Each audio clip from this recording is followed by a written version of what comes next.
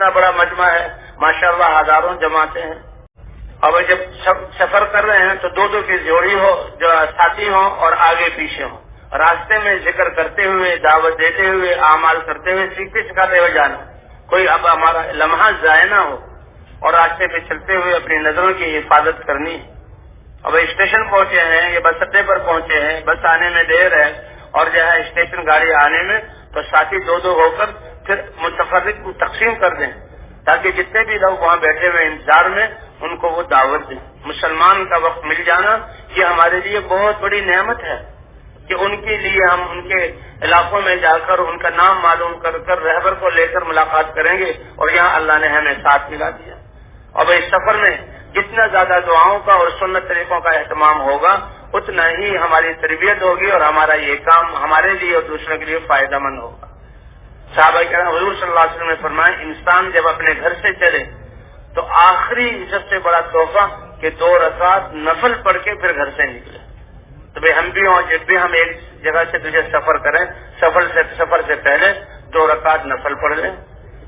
اور جتنا دعاؤں کا اہتمام ہوگا، ہمارے اعمال میں حضور صلی اللہ علیہ وسلم کی سنت کی اتباع ہوگی، یہ عمل ہمارے لیے بھی تربیت کا ذریعہ بنے گا اور طاقتور بن کر جہاں امت کے لیے بھی تبدیلی کا ذریعہ بنے گا. اس لیے راستے کے دائیں طرف چلنا، نظروں کی حفاظت کرتے ہوئے چلنا، اور جو ہے اللہ کا ذکر کرتے ہوئے دعوت دیتے ہوئے چلنا. جتنی جگہوں سے گزریں گے، جو درخت اور جو کھیت اور جو ڈھیلے اور جو پتھر، اتنا شعور ہے کہ انسان کے نیک اعمال کے انوارات کو وہ محسوس کرتے ہیں اور قیامت میں یہ اللہ کے ہاں گواہی دیں گے. یہ زمین کے حصے بھی یا اس کو احساس ہوتا ہے، اسی لیے تو نیک آدمی جب چلتا ہے تو زمین کو احساس ہوتا ہے، اور قبر میں رکھا جاتا ہے تو زمین کہتی ہے جتنے لوگ میری پشت پر چلتے تھے سب سے زیادہ محبوب تم تھے، آج میرے حوالے ہوئے ہو تو میرا معاملہ بھی دیکھو گے، اور وہ اس کے لیے وسیع ہو جاتی ہے. اور بھائی نظروں کی حفاظت کرنا اس لیے کہ آتا ہے، صاف آتا ہے کہ نظر شیطان کے تیروں میں سے ایک زہریلا تیر ہے. یہ نظر جس چیز حلال چیزیں بھی جن کو دیکھیں تو پھر اس کی تصویر دل میں آ جاتی ہے، وہ اس کا اثر دل میں آ جاتا ہے. آج کل کی دنیا کی چیزیں وہ ایسی اللہ کی پناہ، ایسی ان کی شکلیں اور ایسے ان کی جو ہے زیب و زینت کے لبادے چڑھائے ہوئے کہ پھر انسان کے دل میں آ کر پھر نہ ذکر میں دل لگتا ہے اور نہ نماز میں. اکثر شکایت، یہ دھیان نہیں بن رہا. تو وہی نظروں کو، یعنی حرام سے تو نظر کی حفاظت کرنا یہ فرض ہے، اور وہ حلال چیزوں سے بھی نظروں کو جھکا کر رکھنا یہ ضروری ہے تاکہ یکسوئی حاصل ہو. اب جب اسٹیشن پر بیٹھے ہیں تو پہنچے ہیں، 2 ساتھی جو ہیں وہ ٹکٹ لے کر ساتھیوں کو ٹکٹ دے دیں اور ہر ایک ساتھی کا ٹکٹ اس کے حوالے کیا جائے، اور گاڑی جب آئے تو اترنے والوں کا احترام کیا جائے اور پھر چڑھ کر ہم گاڑی میں سوار ہو جائیں. بس آئی ہے تو بس کا آنے کے بعد بس میں بسم اللہ سے سوار ہوں اور بیٹھ کر الحمدللہ 3 مرتبہ، اللہ اکبر 3 مرتبہ، سبحانک انی ظلمت، یہ دعا پڑھ کر پھر آسمان کی طرف دیکھیں، اور پھر جہاں سفر کی دعائیں ہیں ان کو پڑھ لیا جائے. جہاں سے نکل رہے ہیں بسم اللہ توکلت علی اللہ ولا حول ولا قوت الا باللہ. بس والوں سے خدمت والے بات کر لیں کہ ہم اللہ کے راستے میں جا رہے ہیں. نماز کے اوقات میں آپ نے گاڑی کو روکنا ہوگا، اور ایسی جگہ جہاں پانی، مسجد ہو یا پانی کا انتظام ہو، سارے ساتھی جو ہے نماز پڑھ سکیں. اسی طرح ریل گاڑی میں بھی اس میں بھی نماز کا اہتمام کرنا ہے، لیکن اس کو جو نظام الاوقات ہے وہ معلوم کر لیے جائیں. اگر گاڑی کسی اسٹیشن پر اتنا زیادہ رکتی ہے 10-12 منٹ کہ ہم اتر کر باجماعت نماز پڑھ لیں پھر تو اترا جائے، ورنہ گاڑی ہی میں جو راستہ اور دروازوں کے پاس جگہ ہوتی ہے 3-3 5-5 آدمی یہ جماعت کر کے نماز پڑھیں. اور بھائی ہم بھی اپنے وقت کی حفاظت کریں. اگر باوضو رہیں تو بہت ہی اچھی بات ہے، یہ وضو مومن کا ہتھیار ہے کہ جب وضو ٹوٹا، وضو کر لیا تو پھر تو بہت ہی کم وقت لگے گا. بس والوں نے بس روک دی کہ بھائی تھوڑا وقت ہے، تو اس لیے پہلے ہم نماز کا اہتمام. ایک صحابی حضور صلی اللہ علیہ وسلم کی خدمت میں، یا رسول اللہ بھوک اور فقر و فاقہ ہے. حضور صلی اللہ علیہ وسلم نے ایک جملہ فرمایا، اے صحابی باوضو رہا کرو. تو انہوں نے باوضو رہنے کا اہتمام شروع کر دیا.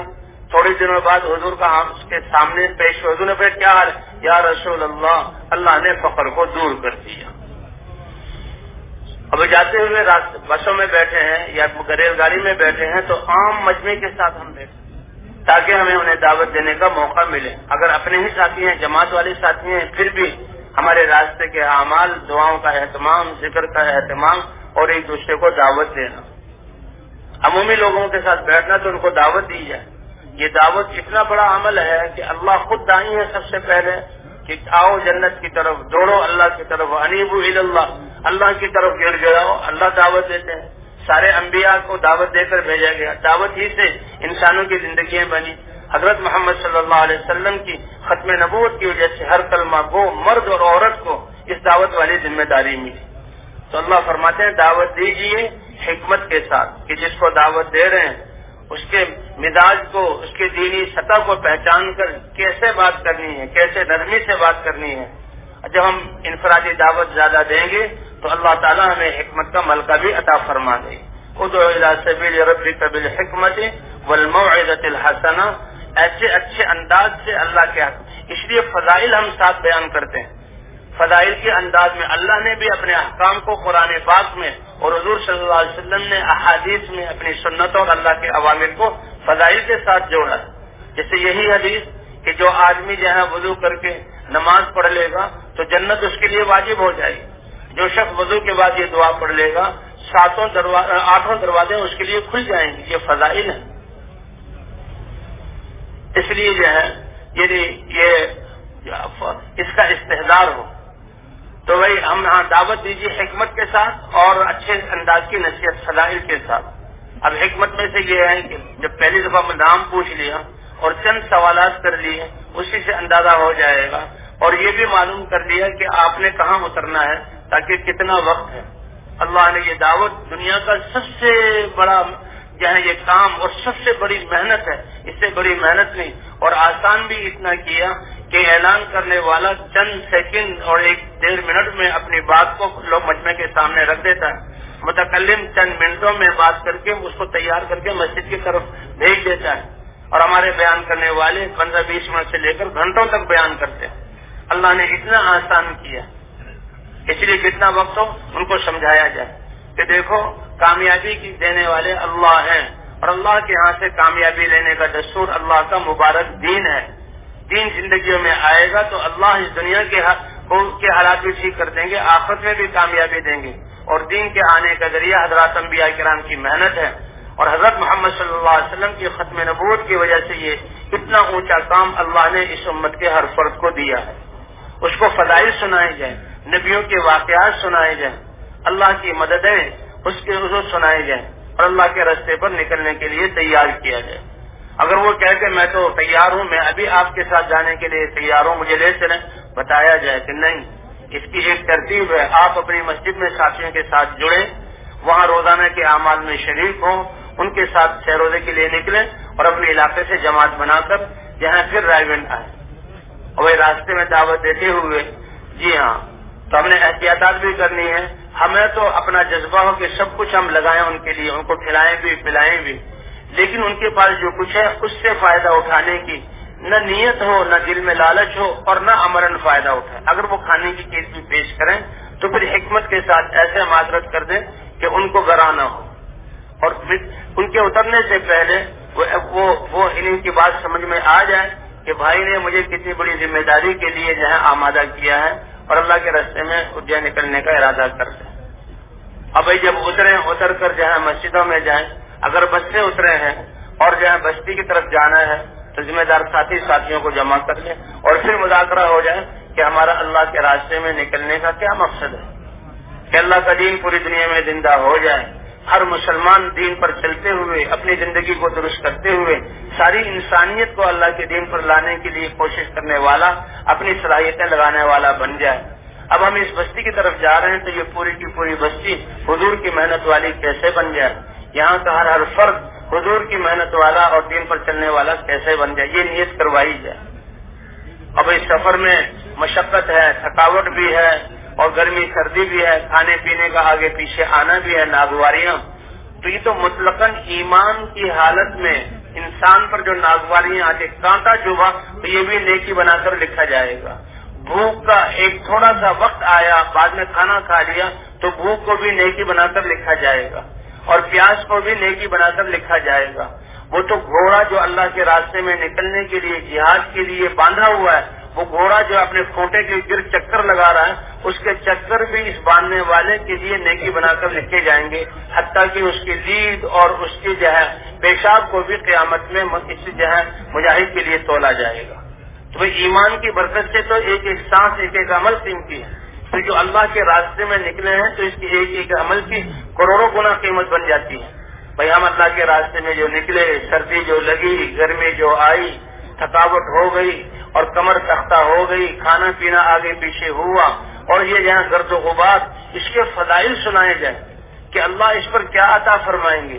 فضائل وہ طاقت ہے کہ مسلمان کو جب فضائل پتہ لگتے ہیں تو پھر اس میں اور زیادہ قربانی کرنے کا جذبہ پیدا ہو جاتا ہے۔ جیسے خباب بن عرد رضی اللہ عنہ، یا رسول اللہ آگ پر ہمیں ڈالا جا رہا ہے، کوڑے ہمیں مارے جا رہے ہیں، آپ دعا ہی کر دیں کہ ان مشکلات سے ہم بچ جائیں، آپ دعا ہی کر دیں کہ اللہ ہماری دشمنوں کے خلاف مدد فرمائے۔ تو حضور نے دعا نہیں کی، مدد کی دعا نہیں مانگی، بلکہ اور زیادہ قربانی کرنے والوں کے واقعات کہ دین کے لیے تو آروں سے چیرا گیا، دین کے لیے تو کھال اور گوشت کو جسم سے نکال دیا گیا، لیکن پھر بھی وہ اپنے ایمان پر باقی رہے، مزید قربانی پر آمادہ کیا۔ تو بھائی آج تو قربانی یہی ہے، اپنی جہاں حاجات کو آگے پیچھے کرنا، ساتھیوں کو فضائل سنائی جائے۔ اور جب جماعت سے مذاکرہ ہو رہا ہے، جو دیہات والے ساتھی بسوں سے اتر کر جا رہے ہیں ان کو بھی اپنے ساتھ لے لیا جائے، بھائی دعا ہوگی دعا میں شریک کر لیا جائے، ان کے کانوں میں بھی پڑ جائے کہ یہ بستروں والے جو آئے ہیں یہ ہماری بستی میں کس لیے جا رہے ہیں۔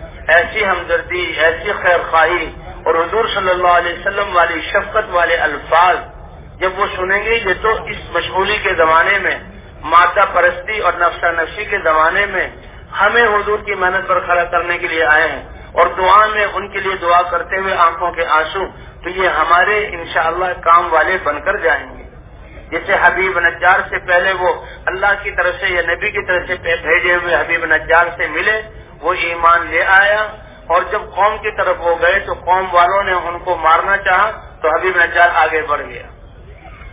تو اس لیے دعا میں شریک کر لیں، اور پھر راستے کے دائیں طرف اسی آداب کے ساتھ ذکر کرتے ہوئے، سیکھتے سکھاتے ہوئے اور نظروں کی حفاظت کرتے ہوئے، اور بستی نظر آنے پر یہ دعائیں کتنی ہیں، اللہم بارک لنا فیہا، اللہم ارزقنا جناہا، واعذنا من وباہا، اللہم حببنا الی اہلہا وحبب صالح اہلہا۔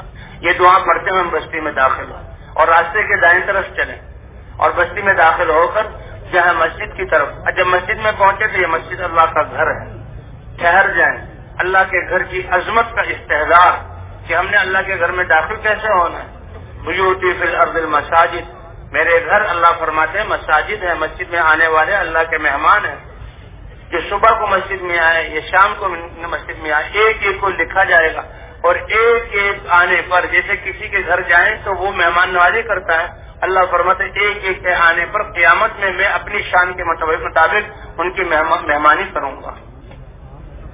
اگر ایک بستی میں کام کرتے ہوئے ایک مسجد سے دوسری مسجد کی طرف ہم جانا ہوتا ہے تو اگر ان مسجد والوں کو ایک رات پہلے ہی اطلاع کر دیں کہ اس وقت ہماری جماعت پہنچے گی، تاکہ پرانے ساتھی جو ہیں ہمارے جماعت کو لینے کے لیے مشورے میں بیٹھ کر نصرت کے لیے پہلے سے تیار ہو۔ لیکن پہلی دفعہ داخل ہونے کوئی بات نہیں، راستے میں کچھ ساتھیوں سے معلوم کر لیں، پرانے ساتھی کو پیغام پہنچ جائے، ایسا نہ ہو کہ مسجد بند ہوئی ہے، تالا لگا ہوا ہے، اسی میں کافی دیر لگی۔ اب جب رکے مسجد کے سامنے تو یہ اللہ کا گھر ہے، اور مسجد میں ہمارا تو ہر عمل کا جو ہے آداب ہیں، سلیقے ہیں، وہ آپس میں سیکھنا سکھانا۔ تو اللہ کے گھر میں داخل ہونے کے آداب کہ انسان جب داخل ہونے لگے تو جہاں سے مسجد کی حد شروع ہے، پہلے پاؤں سے جوتا نکال کر جوتے پر رکھ لیں، پھر دائیں پاؤں سے جوتا نکال کر مسجد کے اندر داخل کریں، کیونکہ ہر اچھی چیز ہے، یہ تعلیم اور تربیت ہے ہماری، کھانا کھانا ہو اور جو ہے وضو کرنا ہو، کپڑے پہننے ہو، مسجد میں داخل ہونا دائیں طرف سے۔ جی ہاں، بسم اللہ والصلاۃ والسلام علی رسول اللہ، اللہم انی اسألک اللہم افتح لی ابواب رحمتک، یہ دعا پڑھ کے داخل ہو۔ اب مسجد میں داخل ہوتے ہی ہمارے ساتھ سامان ہے، اگر وہاں کوئی حجرہ اور کمرہ جماعت والوں کے لیے ہے تو سامان وہاں رکھا جائے، اور اگر حجرہ امام کا یا کسی خاص کا ہے ہمارے لیے نہیں تو پھر مسجد میں۔ لیکن مسجد میں داخل ہو، جیسے داؤں پاؤں سے داخل ہو تو بدبودار چیز یہ مٹی کا تیل ہے یا جو ہے گیس کا چولہا ہے، ان چیزوں کو لے کر مسجد میں، اور لہسن اور پیاز کچے ان کو لے کر داخل نہیں ہونا۔ فرماتے مساجد یہ اللہ کا گھر ہے، یہ تو ان کو تو خوشبودار رکھنے کا حکم ہے، اور فرشتے اس میں ہوتے ہیں، اور فرشتے سے نور کے بنے ہوئے ہیں۔ جب ایک انسان کو ایک بدبو سے تکلیف ہوتی ہے تو وہ فرشتوں کو کتنی تکلیف ہوگی۔ مسجد میں بسترے بالکل مرتب کر کے کونے میں جس طرح کے سب کا جو ہے وہ حصہ جو ہے اس کو مشغول نہ کریں، اس طرح داخل ہو جائیں، اور سب سے پہلے مسجد کی صفائی کے دورے صفائی کر دیں، ٹینکی میں پانی بھرنا ہے بھر دیں، وضو کی جگہ کو صاف کر دیں، اور پہلے وضو کر کے سارے ساتھی 2 رکعت نفل پڑھیں اور اللہ سے مانگیں، کیونکہ دعوت اور دعا، جیسے دعوت انسانوں کو اللہ کی طرف بلانا، دعا اللہ سے رحمت مانگنا۔ تو اے اللہ ہمارے دل بھی اپنے دین کی طرف مائل فرما، اور اے اللہ جن لوگوں میں ہم محنت کرنے آئے ہیں اے اللہ ان کے دلوں کو بھی دین کی طرف مائل فرما، اور ہمارے یہاں آنے کو ان کے اللہ کے اپنے راستے میں نکلنے کا ذریعہ بنا دے۔ تو اللہ سے خوب مانگے، اور خوب مانگ کر پھر جو ہے ہم سب مشورے کے لیے بیٹھ جائیں۔ بستی والوں کو اطلاع ہے، پرانے ساتھی وہ تو پہلے سے آ جائیں گے، یا ہم نے اطلاع بھیج دی آ جائیں گے، تو پھر وہاں بستی والوں کو ساتھ لے کر ہم مشورہ کریں۔ جہاں اللہ نے یہ ایک عالمی کام دیا ہے، نبیوں والا کام دیا ہے، جس محنت سے انسانوں کے دلوں کا رخ اللہ کی طرف ہوتا ہے، اور یہ انسان اللہ کے دین اور محنت کے ذریعے اللہ کی مدد ساتھ لینے والا بنتا ہے، اتنا بڑا کام دیا، تو اس کام کو کرنے کے لیے اللہ نے مشورہ بھی دیا، کہ مشورہ بہت اللہ کا امر ہے، حضور صلی اللہ علیہ وسلم کی سنت ہے۔ اور مشورے کا مقصد کیا ہے کہ ہم سب کمزور ہیں، سارے ساتھیوں سے رائے لی جائے، ایک چیز کے پہلو سارے ظاہر ہو جائیں، اور ان پہلوؤں کے ظاہر ہونے کے بعد پھر ذمہ دار ساتھی جو ہے وہ فیصلہ کریں۔ اللہ کے رسول تو آپ پر تو وحی اتر رہی ہے، اور آپ کی تربیت تو وحی کے ذریعے کی جا رہی ہے، اور آپ صحابہ میں سب سے زیادہ جاننے والے، صحابہ کو سکھانے والے ہیں، لیکن امت کو مشورے پر ڈالنے کے لیے اللہ نے فرمایا وَشَاوِرْهُمْ فِي الْأَمْرِ، آپ ان سے مشورہ کیجئے، آپ ان سے مشورہ کیجئے، ان کی رائے لیجئے، کہ مشورے سے دل جڑیں گے، اور مشورے سے ساتھیوں کا حوصلہ بڑھے گا، اور مشورے کے ذریعے سے ساتھیوں کو اپنی صلاحیتیں دین کے لیے لگانے کا جذبہ پیدا ہوگا، لگانے کا جذبہ، اور ساتھیوں کی تربیت ہوگی مشورے کے ذریعے۔ اس لیے مشورہ بہت اہم ہے۔ سارے ساتھی اگر اس وقت کم ہے تو کچھ اعمال کا مشورہ کر لیا جائے، اور تفصیلی مشورہ جب پرانے ساتھی آئیں، بہرحال روزانہ مشورہ یہ ہمارے کام کا حصہ ہے۔ اللہ بھی فرماتے وَأَمْرُهُمْ شُورَىٰ بَيْنَهُمْ، اللہ نے پہلے نماز کا ذکر کیا، اور بعد میں جو ہے زکوٰۃ دینے کا ذکر کیا، 2 فرضوں کے بیچ میں وَأَمْرُهُمْ شُورَىٰ بَيْنَهُمْ، کہ یہ آپس میں مشورے سے معاملے کو طے کرتے ہیں۔ مَا خَابَ مَنِ اسْتَخَارَ وَمَا نَدِمَ مَنِ اسْتَشَارَ، کہ جو اللہ سے خیر کی دعا مانگ لے تو وہ محروم نہیں جائے گا، اور جو مشورے سے کام کرے اس کو ندامت نہیں اٹھانی پڑے گی۔ تو بھئی ساتھیوں میں سوچنے کی فکر آ جائے، اپنی فکر کو اللہ کے دین کے لیے لگانے والے بن جائیں، ان کی حوصلہ افزائی ہو جائے، اس لیے اور ساتھیوں کو اجتماعی زندگی پر ڈالنے کے لیے بہت ضروری ہے۔ اس لیے ایسے وقت میں مشورہ کہ سب سے رائے لی جائے، اور سارے ساتھی اللہ کی طرف متوجہ ہوں، اور مشورے میں بیٹھنے سے پہلے یا مشورے میں بیٹھتے اے اللہ جو میرے ذمہ کام ہوگا میں نے سارے کام کرنے، سارے کاموں کی نیت کر لی جائے، نیت کرنے پر اللہ اس کا اجر عطا فرما دیں گے، باقی مشورے سے جو کام ملے اس کے لیے جو ہے اپنے آپ کو پیش کر دیں۔ ساتھ ہی رائے دیتے ہوئے ایک دوسرے کی رائے کا خیال کریں، اور کام کی مصلحت کو سامنے رکھ کر رائے دیں۔ اپنے ذاتی تقاضوں تھکے ہوئے ہیں بھائی، تھکے ہوئے آرام کے لیے موقع بعد میں مل جائے گا، بھوک ہے تو اس کے لیے بعد میں، اب تو کام کے تقاضوں کو سامنے رکھ کر مشورہ دیں۔ جی ہاں، ساتھیوں کی رائے کا اہتمام کریں۔ اچھا ہے یہ کہ ذمہ دار ساتھی سارے ساتھیوں سے رائے لے لے، اور پھر اللہ کی طرف متوجہ ہو کر پھر فیصلہ کرے۔ مشورے سے جو فیصلہ ہوگا اللہ اس میں خیر ڈال دیں گے۔ جن ساتھیوں کی رائے کے مطابق فیصلہ ہوا تو ان کی تو دلداری ہو گئی، لیکن وہ خوش نہ ہو کہ ہماری رائے کے مطابق فیصلہ ہوا، اے اللہ اس میں خیر ڈال دے، یہ دعا ہم کرتے رہے۔ اور بھائی جن ساتھیوں کی رائے کے خلاف مشورہ ہوا، امیر بعد میں کچھ ایسے جملے یا کوئی ایسا معاملہ کہ جس سے ان کی دلداری ہو جائے، اور شیطان دیکھو جی ہمارے رائے نہیں سنیں گے، اور جو مشورے میں اختلاف رائے تو ہوگا، تاکہ ہر چیز کے سارے پہلو ظاہر ہوں. لیکن جب فیصلہ ہو گیا تو ہم اپنی ساری رائےوں کو جیسے بھول گئے. اب تو جہاں جو مشورے میں طے ہوا سارے ساتھی اپنی پوری قوت اسی پر لگائیں. انشاءاللہ اسی کے مطابق ہم محنت کریں گے, اپنی صلاحیتوں کو لگائیں گے تو اللہ اس میں خیر ڈال دے گا. اس کے بعد مشورے کے بعد اب پوری جماعت کو جہاں گشتوں کے لیے روانہ کریں. 2 ساتھی مسجد میں رہیں تاکہ آنے والوں کو لے ان کو بھی سمجھائیں. 2 ساتھی خدمت میں ہو اور باقی ساتھی 2 کی جوڑی بنا کر پورے گاؤں میں پورے جو ہے وہ محلے میں جو ہے ہم گشت کریں, ایک سے ملیں.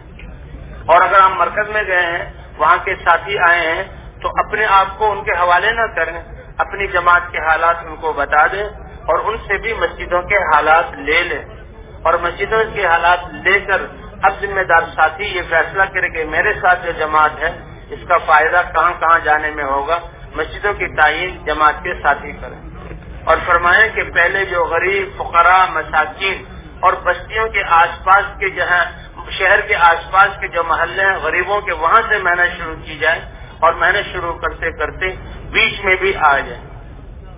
اور وہ مقام والے ساتھی کہیں گے کہ جی آپ بس ہم آپ کو 5-6 مسجدیں دے دیتے ہیں, 2 دن فلاں مسجد میں 2 دن فلاں مسجد میں. ان سے کہ نہیں, ہمارے ذمہ تو ایک محنت ہے اور ایک کام ہے کہ وہاں پہنچ کر 100% لوگوں سے ملاقات ہو, دعوت ان تک پہنچ جائے, ہم اپنے آپ کو تھکا دیں. اور دوسرے نقد چلے 3 چلے کی جماعتیں وہاں سے تیار ہو جائیں, ہم خود ہدایات بیان کر کے ان کو روانہ کریں. اور ان کو روانہ کرنے کے بعد وہاں جو جماعت ہے وہ مضبوط ہو جائے. اگر جماعت نہیں ہے تو مستقل ایک جماعت کام کرنے والی بن جائے اور ہمارے سارے ساتھی بھی سارے اعمال سے گزر جائیں. اگر جماعت ایسی سمجھدار اور ہمت والی ہے, ایسی دعائیں کی کہ ایک ہی دن میں یہ کام سارے ہو گئے تو پھر اگلی مسجد میں چلے جائیں. ورنہ 2 دن بھی زیادہ کرتے ہیں, 2 دن میں ان کو پورا کرنے کی کوشش کریں. کہ نقد جماعت کا نکلنا, بھئی یہ سہروزے کی جماعتیں, یہ تو پتہ نہیں ان ساتھیوں کا کب سے سہروزہ رہا ہوا ہے, آپ کی وجہ سے ان کا اپنا ایک مقامی کام کا سہروزہ نکل گیا. یہ تو ان کے مقامی کام کا حصہ ہے. جماعت کے جانے سے تو چلے اور 3 چلے کے لیے 7 مہینے اور سال کے لیے جماعتیں تیار ہوں, اس کی کوشش کی جائے. جی ہاں, تو مقامی طور پر جماعت کو بھی مضبوط کیا جائے. پھر یہ کام تو اگلی مسجد میں چلے جائیں گے. تو اس طرح مسجدوں کو جو ہے وہ تعین کی جائے. اور پھر مشورے کے بعد سارے ساتھیوں کو جو ہے ایک جماعت کی محنت کو اور فکر کو تقسیم نہ کریں. ساری توجہ یہ مسجد اور مسجد کے آس پاس رہنے والے, اگر وہ کام کے اعتبار سے کہیں دور رہتے ہیں تو وہاں ہم دور جو ہے 1-2 کلومیٹر کے فاصلے جا کر ان سے وہاں بات کریں اور ان کو ذمہ داری کا احساس دلا کر اللہ کے راستے میں نکلنے کے لیے آمادہ کریں. اگر وہ مقام والے ساتھی جماعت کو تقسیم کریں کہ جی فلاں بیرونی جگہ پہ بیرونی گشت ہے یا فلاں جگہ کوئی تقاضا ہے, تو ہم جماعت کو تقسیم نہ کریں بلکہ اپنی پوری توجہ اس مسجد کے آس پاس والے محلے. اب گشتوں میں جہاں تک تم گھروں میں داخل ہو دروازے سے, دروازے کیا ہیں کہ وہ جہاں وہاں کے دین کے اعتبار سے امام ہے, مسجد کے متولی ہیں, اہل علم ہیں, مشائخ ہیں, ان کی خدمت میں جانا. اور اسی طرح سے مسجدوں کے دروازے کیا ہیں کہ دنیا کے اعتبار سے جو سردار ہے یا اور کوئی بڑے جو ہے عہدے والے ہیں ان سے جا کر ملنا. اور اسی طرح پرانے ساتھیوں سے بھی ملاقاتوں کے لیے جانا اور عام ساتھیوں سے بھی ملاقات کرنا. مقصود یہ ہے کہ اگر ایک گھر میں 10 افراد ہیں تو اس گھر میں ایک دفعہ گشت کر لیا, 1-2 سے ملاقات کی, یہ کافی نہیں بلکہ 10 میں سے کتنوں سے ملاقات ہو گئی, ہر ایک سے ملنا ضروری ہے. جو جماعت اس ملاقات میں جتنا اپنے آپ کو تھکائے گی اور دعوت دے گی تو اتنی ہی زیادہ جو ہے وصولیاں ہوں گی. جیسے ڈول کو کنویں میں ڈالا جائے اور ڈول جو ہے پورا پانی میں ڈوب جائے, بھر جائے, پھر اس کو نکالا جائے بھرا ہوا, تو وہ جماعت جو خوب گشتوں میں اپنے آپ کو تھکائے گی تو وصولی بھی ہوگی. کہ یہ کام ہے دعوت میں گھنٹوں لگنا اور گشتوں میں پھرنا, گھنٹوں پھرنا, اور اس طرح تعلیم میں بیٹھنا اور نمازوں کو بنانا اور خدمت, اس میں ہم گھنٹوں ہر عمل میں ہم لگائیں. تو یہ پھرنا پھرانا بھی ہمارا 2.5-3 گھنٹے 4 گھنٹے تک ہمارا ہونا چاہیے. تو اس کی کوشش کریں گے نا انشاءاللہ. جو پرانے ساتھی کام کرنے والے ہیں وہ تو جلدی آ جائیں گے, یہ سب پرانوں کا مجمع ہے اور اللہ کا فضل ہے، اللہ اس کام کو پھیلا رہے ہیں، اور ہماری محنت نہیں، اللہ اپنے فضل سے لوگوں کے رخوں کو اس طرف کر رہے ہیں، سبھی لوگ ہماری طرف آ رہے ہیں۔ اس لیے جتنے بھی پرانے ساتھی ہیں وہ اپنی مسجد کے اعمال کو ایسے کریں کہ ہماری مسجدیں بیرون کے مہمان آئیں، جماعتیں آئیں تو سارے ساتھی مقامی کام کرنے والے ہوں۔ بھائی اللہ تعالیٰ جنہیں نعمت دی ہے اپنے فضل سے دی ہے، اور اللہ غیرت والے بھی ہیں۔ جس اللہ نے یہ نعمت دی ہے، ایک عالم کہتے بھی جو دینا جانتا ہے وہ لینا بھی جانتا ہے، کہیں ہماری ناقدری کی وجہ سے یہ نعمت ہم سے چھن نہ جائے، اللہ اس کی حفاظت فرمائے۔ اس لیے اپنی اپنی مسجدوں کے ماحول و مقامی کام میں سارے ساتھی جڑیں۔ یہ مقام کے کام میں یہ بھی ہے کہ جتنے پرانے ساتھی وقت لگائے ہوئے ان کو محنت میں جوڑا جائے، جیسے نئےوں پر محنت کرتے ہیں اس سے زیادہ پرانوں کو اپنے ساتھ جوڑا جائے۔ تو بہرحال جی ہاں، تو یہ ملاقاتوں میں علماء کے پاس بھی جانا ہے، وہ اہل علم جو علم میں لگے ہوئے ہیں، شروع ہی سے مدرسے کی چٹائیوں پر بیٹھے، فقر و فاقہ اور سادہ زندگی سے علم حاصل کیا، اور اس علم کی امانت کو وہ جو ہے لوگوں تک پہنچا رہے ہیں، تو ان کے پاس جانا ان کا حق بنتا ہے کہ وہ ہمیں اتنی بڑی دولت دے رہے ہیں، تو ان کے پاس جاتے ہوئے کوئی پھل یا کوئی چیز ہدیے کے طور پر ان کے پاس لے جائیں، اور ایسے وقت میں جایا جائے جو ان کے ملاقات کا وقت ہو، سونے کا وقت ہو یا پڑھانے کا وقت ہو، اس وقت ان کو جہاں تنگ نہ کیا جائے۔ اور جب ہم جائیں تو جہاں جگہ ملے وہاں بیٹھ جائیں، اور علماء جو علم میں لگے ہوئے ان کے پاس جانے کے آداب کہ ان کی علمی مجلس سے ہمیں فائدہ ہوگا۔ ہم تو خود علماء کے پاس جا کر اپنی زندگی کے شعبوں کو دین کے مطابق کریں، اور دوسرے ان سے لیے ان کے خدمت میں دعا کے لیے عرض کر دیں گے۔ اب لوگ مسائل پوچھ رہے ہیں، جا رہے ہیں، ہم بھی سن رہے ہیں، آگے بڑھتے گئے، لوگوں کو پھلان کر کے کہ ہم جماعت والے ہیں ان کے پاس بیٹھے، ایسا نہیں۔ جب ہماری باری آ جائے وہ پوچھیں کہ جی ہم اللہ کے راستے میں نکلے ہیں اور اس مسجد میں آئے تھے آپ کے لیے خدمت میں، تو دعا کے لیے حاضر ہوئے، اسی وقت دعا کر دیں، بہت اچھی بات، بس ہم نے عرض کر دیا، انہوں نے سن لیا، تو اب اصرار نہ کریں گے، دعا کر دیں، انشاءاللہ دل ہی دل میں یا کسی وقت وہ دعا ضرور کریں گے۔ اور اگر ان کی طرف سے دلچسپی دیکھیں کہ وہ بات سننا چاہ رہے ہیں، تو جماعت کی پکی کارگزاری ہے، اس محنت کی وجہ سے جو دینداری آ رہی ہے، لوگ دین کی طرف رجوع کر رہے ہیں، اللہ کے راستے میں نکل رہے ہیں، پکی کارگزاری ان کو سنائی ہے۔ لیکن اپنی جماعت کے ساتھ ہونے والے واقعات یا اپنی زندگی کے واقعات ان کو نہ سنائے جائے۔ اور عالم ہو تو وہ ان کو جہاں تشکیل بھی کر سکتا ہے۔ اسی طرح جو دنیا کے اعتبار سے بڑے ہیں ان کے پاس بھی جانا، اور ان کے پاس اس لیے جانا کہ جیسے عام مسلمان کی ذمہ داری ہے، ان کی ذمہ داری بھی ہے، ان کی صلاحیتیں دین کے لیے استعمال ہو گئی تو کتنے لوگ ان کی وجہ سے دین کی محنت اور دین پر آئیں گے اور ان کو ثواب ملے گا۔ لیکن دنیا کے نقشے والوں، دنیا کے اعتبار سے بڑوں کے پاس جائیں تو منجھے ہوئے ساتھی جائیں کہ جو ان کی دنیا کی چیزوں سے اثر نہ لے، اللہ کی طرف متوجہ، اور ان کے پاس جایا جائے، ان کو بھی ذمہ داری کا احساس دلایا جائے، اور ان کے جہاں دین پر لگنے کے جو فضائل ہیں وہ حضور صلی اللہ علیہ وسلم اپنے صحابہ کو بادشاہوں کے پاس بھیجتے تھے، خط بھی لکھتے تھے، فرمایا دیکھو اسلام لے آؤ، حق پر آ جاؤ، مجھے اللہ کا رسول مان لو تو تمہارا بھی ثواب ملے گا، اور تمہاری وجہ سے جتنے لوگ اس دین پر آئیں گے ان سب کا ثواب۔ اللہ نے ان کو صلاحیتیں دی ہوئی ہیں، یہ دنیاوی نعمتیں دی ہوئی ہیں، اگر ان کا استعمال دین کے لیے ہوگا تو کتنا بڑا اجر ملے گا۔ اسی طرح بھی عام لوگوں سے بھی ملاقاتیں کرنا، اور پرانے ساتھی بہت تو پہلے ہی سے آ جائیں گے، کچھ لوگوں کو جا کر اطلاع کرنی ہوگی، کچھ پرانے ساتھی ایسے ہیں کہ جو بہت پرانے لگے ہوئے، وقت لگائے ہوئے، لیکن آج کل کچھ آزار کی وجہ سے زیادہ متحرک نہیں، ان کا دل میں جو ہے عزت ہو، احترام ہو اور احسان مندی ہو کہ ان لوگوں کے نکلنے کی وجہ سے ہم لوگ نکلیں، اور ایسے لوگوں سے ملتے ہوئے کچھ کارگزاریاں سنا دی جائے، اور جب جماعت تیار ہو تو ان کے ہاتھوں سے روانہ کر دیا جائے۔ انشاءاللہ کارگزاریوں کے سنانے سے اور جماعت کو روانہ کریں گے مسجد میں بلانے سے، انشاءاللہ پھر ان کے جذبات تازہ ہو جائیں۔